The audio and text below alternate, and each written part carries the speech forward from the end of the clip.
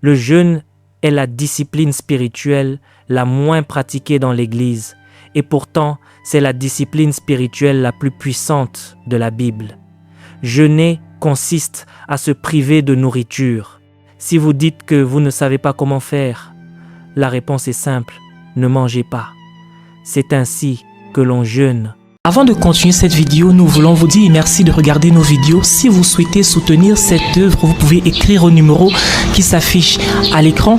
Et également, vous souvenir que nous avons notre librairie chrétienne où nous avons écrit plusieurs documents déjà aujourd'hui, parmi lesquels les généraux de Dieu.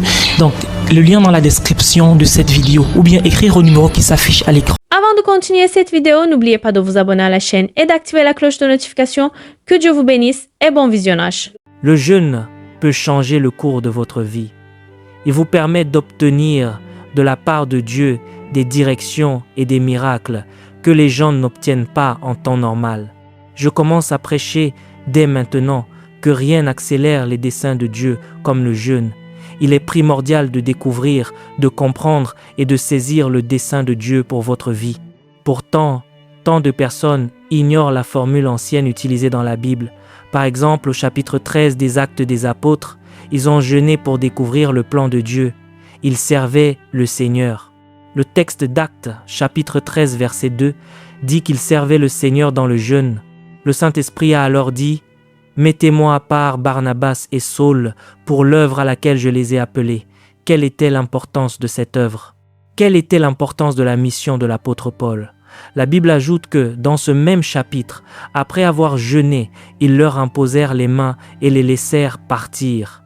C'était l'envoi en mission, le départ du grand apôtre Paul et de son ministère, et cela s'est fait par le jeûne. C'était la direction de Dieu. Le cours de sa vie en a été modifié à jamais. Je pense qu'il est essentiel de comprendre la puissance du jeûne et les options qui s'offrent à vous. Lorsque vous êtes vraiment désespéré de Dieu, lorsque vous dites en ce début d'année que vous voulez vraiment le connaître, expérimenter sa puissance, sa volonté, sa provision et son secours dans votre vie, des options s'offrent à vous. L'une de ces puissantes options dans le répertoire de l'Église est le jeûne.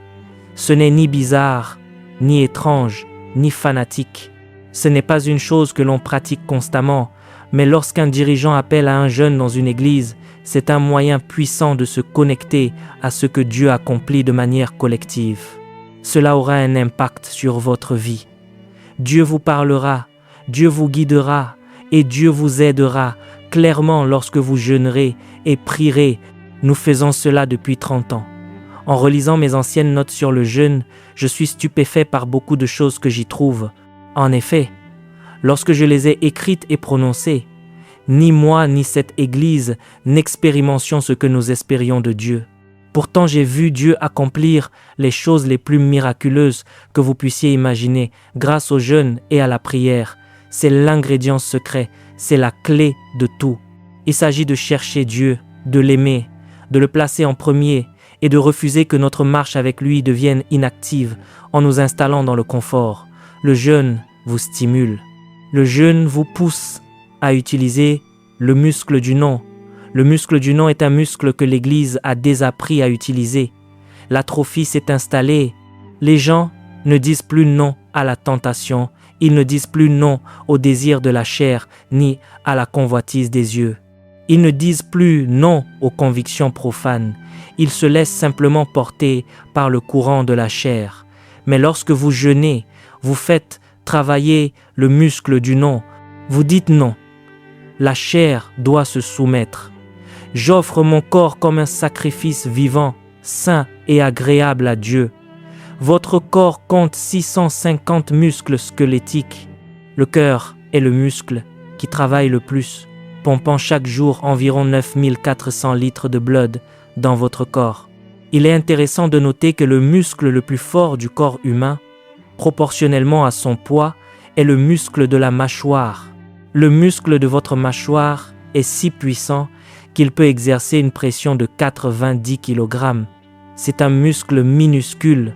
Si vous parvenez à maîtriser votre mâchoire et à dire au muscle le plus puissant de votre corps que vous n'allez pas manger, que vous allez cesser de vivre normalement pendant quelques jours pour offrir à nouveau votre corps à Dieu, alors vous pourrez surmonter tous les autres problèmes liés à votre chair.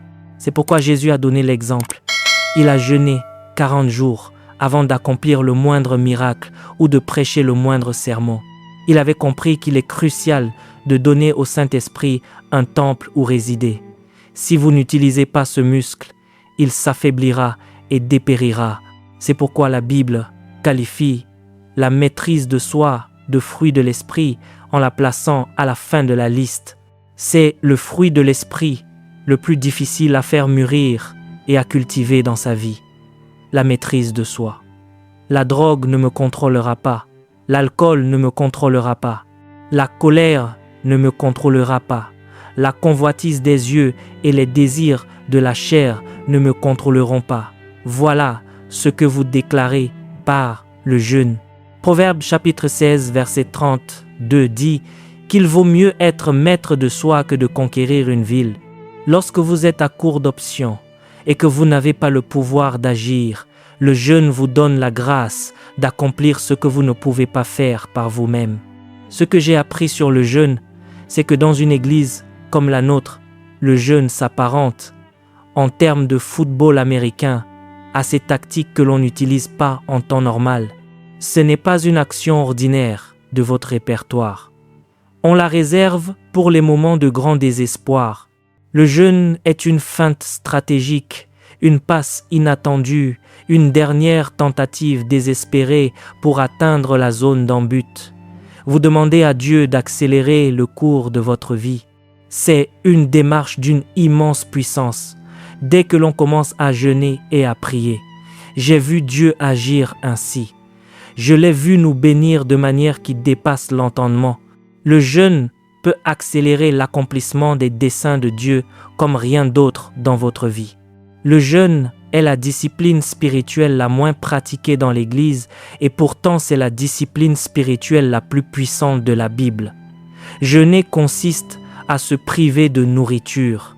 Si vous dites que vous ne savez pas comment faire, la réponse est simple, ne mangez pas. C'est ainsi que l'on jeûne. Nous entreprenons un jeûne de Daniel de 20 et un jour, vous trouverez ce récit au chapitre 10 du livre de Daniel et je vous invite à le lire cette semaine. Dans le livre de Daniel, il est écrit « Je ne mangeai aucun pain délicat, il n'entra ni viande ni vin dans ma bouche. » Cela correspond aux sucreries. Pas de sucre, pas de confiserie, pas de pain, pas de viande.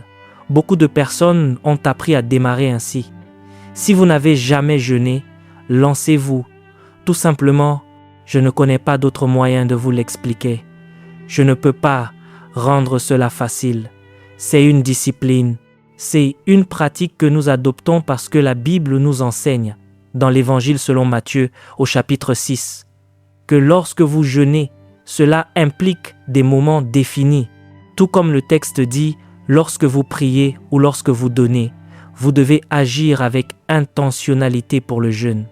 C'est un objectif fixé à l'avance, un moment déterminé à l'avance. Ce n'est pas un régime, c'est déclarer à Dieu que vous avez plus soif de lui que de nourriture. Cela montre à Dieu votre sérieux. Jésus a dit que l'homme ne vivra pas de pain seulement, mais de toute parole qui sort de la bouche de Dieu. Les plus grands miracles que j'ai reçus dans ma vie découlent de périodes de jeûne. Il y a de nombreuses décennies, je participais à un jeûne de vin et un jour alors que nous avions désespérément besoin de ressources pour construire notre premier bâtiment. Un homme est arrivé avec sa famille et a fait un don d'1 million de dollars, le tout premier don de cette ampleur que notre ministère ait jamais reçu, et cela s'est produit pendant un jeûne de 21 jours. Je ne peux pas l'expliquer rationnellement, mais c'est exactement de cela qu'il s'agit. Chacun de nos bâtiments est libre de dettes. Tout ce que nous possédons est libre de dettes. Je ne crois pas que ce soit un accident. Je crois que l'une des raisons pour lesquelles Dieu a élevé l'église Free Chapel était de servir de modèle à la nation, aux jeunes pasteurs et à des milliers d'églises pour leur montrer l'importance du jeûne et de la prière et souligner à quel point il est crucial de ne jamais perdre sa passion pour Dieu. Lorsque nous jeûnons, cela nous réveille et nous pousse à nous approcher de Dieu. Le jeûne est une démarche puissante. Le jeûne et la prière sont mentionnés ensemble et libèrent des miracles extraordinaires. Je ne le ferais pas si cela ne fonctionnait pas. Pour ma part, je commence mon jeûne à ma manière. Durant les premiers jours, je pratique un jeûne ordinaire, uniquement à l'eau et au café. Certains diront que le café n'en fait pas partie, mais c'est mon jeûne. Je bois du café noir autant que je le souhaite, sans aucune culpabilité, et j'en profite. Si le Seigneur vous demande d'agir autrement, occupez-vous de vos affaires et obéissez-lui.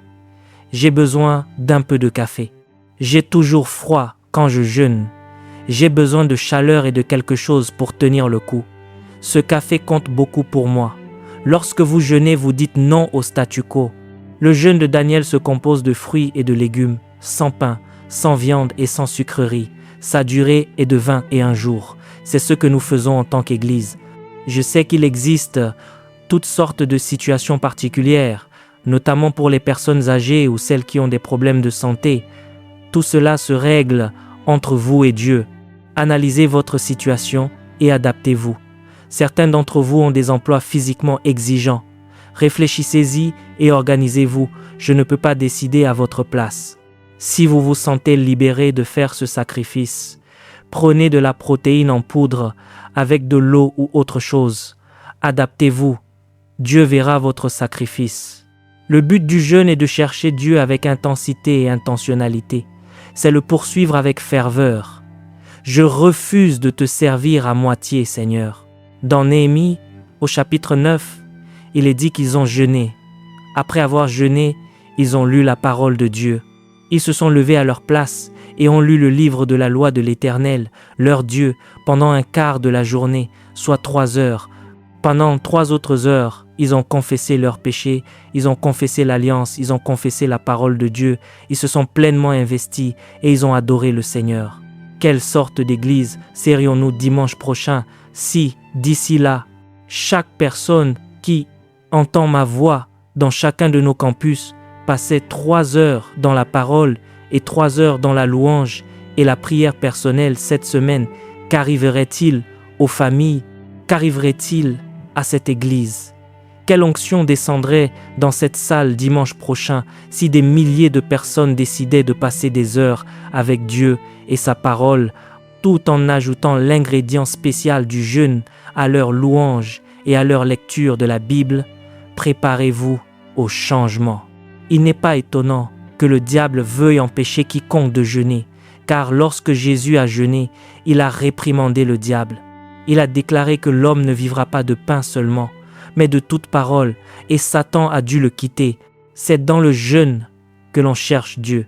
Je veux te connaître, Seigneur. Je veux que tu rendes mon esprit sensible. Vous traverserez des moments où les larmes vous monteront aux yeux pendant ce jeûne, submergés par la gratitude.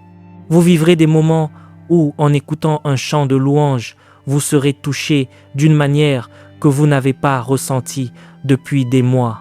Vous vivrez un moment où, en voyant passer un bus ou un élément ordinaire, vous serez saisi d'un fardeau sans en connaître la raison. Les larmes couleront pour ces personnes en vous demandant si elles connaissent le Seigneur, si elles sont en chemin pour le ciel ou pour l'enfer. Ce sont ces choses qui se produisent en vous. Les fardeaux et les directions viennent lorsque vous jeûnez. Cela déclenche votre louange. La faveur de Dieu vous trouvera lorsque vous jeûnez. Traversez-vous une situation où vous avez besoin de la faveur de Dieu? La faveur de Dieu représente ce que Dieu peut faire pour vous et que vous ne pouvez pas accomplir par vous-même. Dieu aime accorder sa grâce et sa faveur à son peuple. Il déclare que si vous restez humble et affamé, sa faveur viendra sur vous en cette nouvelle année. Vous devez rester humble, vous devez rester affamé. Le jeûne produit ces 2 effets en vous. Il vous pousse à vous soumettre à Dieu, conformément au chapitre 4 de l'épître de Jacques. Humiliez-vous sous la puissante main de Dieu, et il vous élèvera au moment convenable. Le jeûne brise l'orgueil, il rend humble et affamé. Heureux ceux qui ont faim et soif de la justice, car ils seront rassasiés. Dans le livre d'Esther, celle-ci a jeûné pendant 3 jours, et a demandé à tout Israël de jeûner avec elle avant de se présenter devant le roi, et le roi lui a accordé sa faveur. La faveur de Dieu vient vers vous en cette nouvelle année. Levez les mains et dites « Seigneur, je m'attends à ta faveur en cette nouvelle année. » Lorsque la faveur de Dieu descend sur vous, je sais de quoi je parle. Je ne peux pas expliquer pourquoi je tiens ce microphone, je ne peux pas expliquer pourquoi Dieu ouvre des portes, ni pourquoi il a accompli tout cela. C'est la faveur de Dieu, elle est bien réelle. Je ne sais pas pourquoi, mais lorsque vous jeûnez, que vous restez humble et affamé, la faveur de Dieu vous poursuit.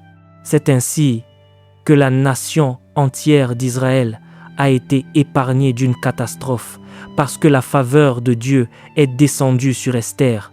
Le jeûne vous permettra de discerner les bonnes personnes. Si vous devez prendre une décision majeure, traversez toujours une période de jeûne à ce sujet. Le jeûne purifie vos motivations. Le jeûne purifie votre corps. Le jeûne purifie votre volonté. Il libère votre esprit afin que vous puissiez entendre la voix de Dieu. Dieu dira non ou Dieu dira oui, mais Dieu vous parlera. Je vous garantis que si vous le cherchez, que vous avez besoin d'une direction et que vous voulez connaître sa volonté, vous atteindrez le but grâce au jeûne. Oui, peut-être, mais Dieu vous amènera à un point où vous ne prierez plus simplement pour ce que vous voulez. Vous prierez en disant « Non pas ma volonté, mais que ta volonté soit faite ». Et lorsque vous le ferez, il vous donnera un oui ou il vous donnera un non. Pour chaque décision majeure que nous avons prise dans ce ministère, nous avons jeûné et prié. Chaque décision majeure. Parfois, vous avez besoin de jeûner parce que vous traversez une période de stagnation.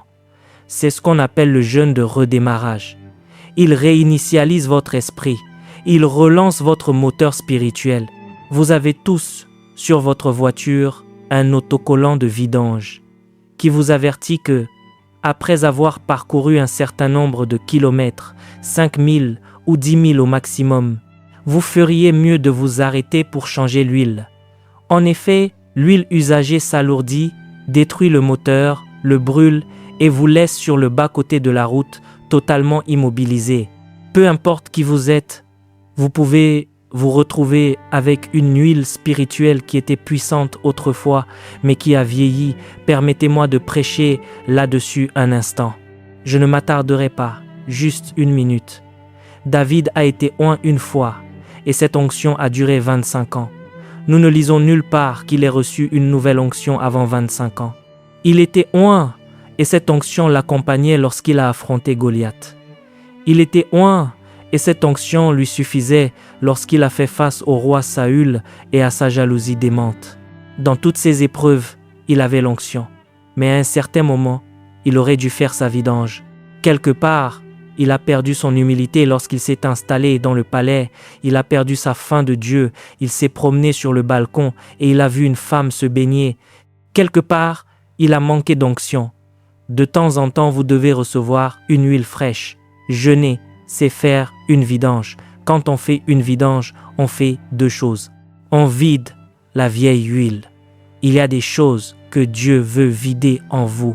Il y a des impuretés que vous avez accumulées, des souillures dans le parfum qui nécessitent une bonne vidange à l'ancienne. Demandez à Dieu de purifier votre cœur, d'en extirper l'amertume, la colère, la luxure, l'égoïsme et le manque de pardon. Vous devez laisser ces choses sortir de vous et le jeûne vide la vieille huile. Vous savez ce qu'on fait d'autre? On change le filtre. Lorsque vous jeûnez, Dieu place un nouveau filtre sur votre esprit. Alléluia.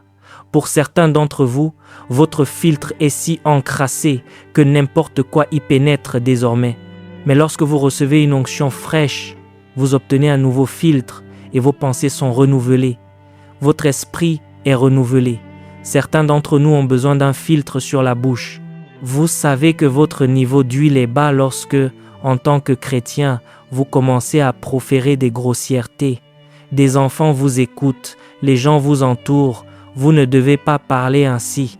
Vous avez besoin d'un filtre sur la bouche, d'un filtre sur l'esprit, d'un filtre sur les yeux.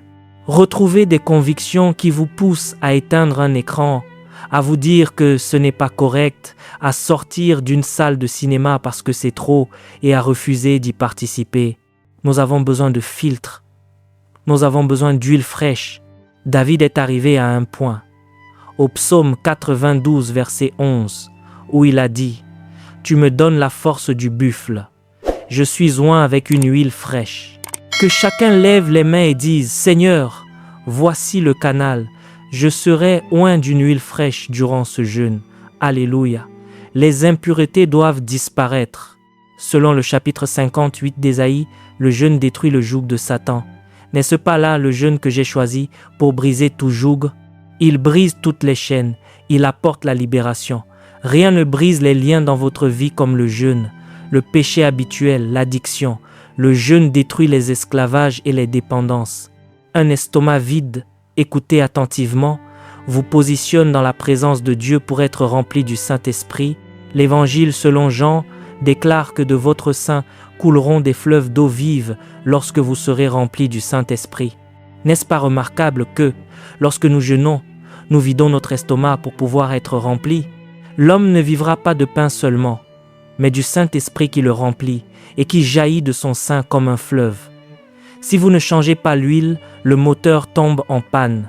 Vous n'avez pas besoin de divorcer de votre épouse, vous avez besoin d'huile fraîche. Vous n'avez pas besoin d'abandonner, vous n'avez pas besoin de rétrograder, vous avez besoin d'huile fraîche. Et lorsque vous recevez cette onction, la puissance accompagne le Saint-Esprit. Avec la puissance du Saint-Esprit vient la force de volonté pour faire travailler le muscle du non et refuser ce que vous savez ne pas être agréable au Seigneur. Vous savez autre chose. La Bible dit que cette sorte de démon ne sort que par le jeûne et par la prière. Jésus lui-même l'a affirmé. Les disciples lui demandaient pourquoi il n'avait pas pu chasser ce démon et il leur a répondu que cette sorte ne sort que par le jeûne et la prière. Je crois que nous sommes confrontés à ce type d'esprit à notre époque.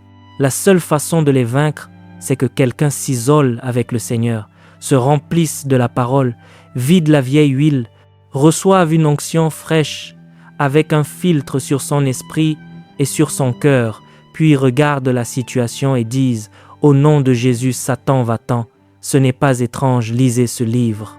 Au chapitre 16 de Marc, Jésus dit « En mon nom, ils chasseront les démons, ils parleront de nouvelles langues, ils imposeront les mains aux malades et les malades seront guéris. » Des miracles extraordinaires arrivent à Free Chapel en 2026. Extraordinaire. Des personnes que vous pensiez ne jamais voir libérées vont l'être. Des personnes que vous pensiez voir mourir dans l'addiction ne mourront pas dépendantes. Les fils prodigues reviennent au nom de Jésus. Ils reviennent à la maison. Ils seront libres. Dieu va toucher nos fils et nos filles. J'y pensais cette semaine et je terminerai par là. Mais il existe aussi un jeûne de gratitude. L'esprit de gratitude vous submergera. Après avoir jeûné, lorsque vous prenez votre premier repas, la nourriture n'a jamais eu aussi bon goût. Je me souviens de mon premier jeûne de vin et un jour, la première chose que j'ai mangée était un simple biscuit salé. Mon Dieu, je n'avais jamais rien goûté de tel. Lorsque vous jeûnez, que vous dites non et que vous renoncez à des choses pour le gagner lui, une immense gratitude vous envahit quand vous recommencez à manger. Une joie profonde d'être en vie et de voir que quelque chose de nouveau arrive, s'installe en vous. J'ai ressenti cela au plus profond de mon âme. Une gratitude même pour les choses simples de la vie. Seigneur, tu as été si bon pour moi. Merci pour cette nourriture. Merci pour cette vie. Merci pour cette santé qui me préserve de la maladie. Une gratitude totale vous submergera lorsque vous vous remettrez à table, non seulement pour la nourriture, mais pour l'existence en général, pour votre épouse, vos enfants, vos petits-enfants, en réalisant à quel point vous êtes bénis.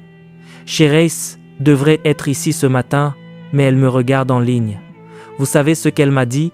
Ma fille et son mari ont eu leur premier bébé il y a 3 ou 4 semaines. Elle est magnifique. Chérès m'a dit que l'Église accordait un congé maternité et qu'elle était en congé maternité. Je lui ai répondu que ce n'était même pas son bébé et lui ai demandé de quoi elle parlait. Elle s'approprie ce bébé. Elle s'amuse. Mais je vous parle d'une réelle gratitude, d'une reconnaissance envers la vie. Nous avons besoin de nous lever et d'être à nouveau heureux. Je sais que la vie ne sera jamais parfaite, que tout ne sera pas constamment formidable, merveilleux et beau. Si vous attendez une journée parfaite pour apprécier l'existence, vous ne profiterez jamais de rien. C'est ici la journée que l'Éternel a faite. Je ressens une joie que le monde ne peut pas donner et c'est ce que j'essaie de prêcher. Une gratitude parce que mes péchés sont pardonnés, que j'ai été baptisé dans le Saint-Esprit et que j'ai en moi un consolateur, un guerrier de la prière appelé le Saint-Esprit. Je sais avec certitude que cette année sera entre les mains de Dieu et cela me remplit de reconnaissance. Je veux me lever à nouveau émerveillé par Dieu, émerveillé par la vie, rempli de joie et d'espérance. Loué soit le Seigneur. C'est un jour magnifique, un jour de bonheur. Levez les mains là où vous êtes assis. Je sens vraiment quelque chose bouger dans ce lieu. J'entends le Seigneur déclarer maintenant que ce n'est pas un esprit de timidité qu'il nous a donné. Ne craignez pas l'avenir, ne craignez pas pour votre santé, ne craignez pas la vieillesse, ne craignez rien de tout cela, ne craignez pas la situation économique. Ce n'est pas un esprit de peur qu'il nous a donné, mais un esprit de force, d'amour et de sagesse, un esprit saint. Écriez-vous que la peur doit reculer, que la peur doit s'en aller. La peur ne dominera pas cette année. Je conclus par ceci, veuillez vous lever un instant. Il existe un jeûne pour les rêves, évoqué au chapitre 2 des Actes des Apôtres. Ils ont jeûné, puis la parole du Seigneur est venue. Dans les derniers jours, dit Dieu, je répandrai de mon esprit sur toute chair. Vos fils et vos filles prophétiseront, vos jeunes gens auront des visions, et vos vieillards auront des songes. Vous ne pouvez pas jeûner et chercher Dieu sans qu'il ne vous donne un rêve et une vision pour votre vie. C'est impossible. Le jeûne est intimement lié au rêve et à la vision que Dieu a pour votre existence. Lorsque vous jeûnez, que vous priez et que vous cherchez Dieu en premier, l'une des conséquences directes est qu'il vous accorde une vision et des rêves. C'est le chemin vers votre destinée. C'est ce que produit le jeûne. Je ne sais pas pourquoi j'ai su qu'il fallait le faire. Je regarde en arrière, je ne suis rien. Mais lorsque je jeûnais au début de l'année, une intuition me disait plus tard que je devais accomplir telle ou telle chose. C'est cela un rêve, une vision. En regardant en arrière, je ne savais pas ce qui se passerait. Il ne faut pas mépriser les faibles commencements. J'ignorais ce qui résulterait de ce simple acte. Je ne pense pas que j'aurais eu la vision de réaliser tout cela si je n'avais pas jeûné et prié. Je pourrais multiplier les exemples, mais le temps me manque. Mon propos est le suivant. Beaucoup d'entre vous ont perdu leur chemin. C'est un peu déroutant. Je sais ce que l'on ressent quand on est jeune et qu'on se demande où va sa vie. Mais je suis si reconnaissant qu'il y ait un sauveur. J'ai été jeune, j'ai vieilli, et je peux vous assurer que si vous cherchez le Seigneur, si vous restez humble et affamé, il dirigera vos pas. Il vous connectera aux bonnes personnes et vous guidera dans vos choix de vie, y compris pour votre mariage, en vous confirmant que c'est la bonne direction.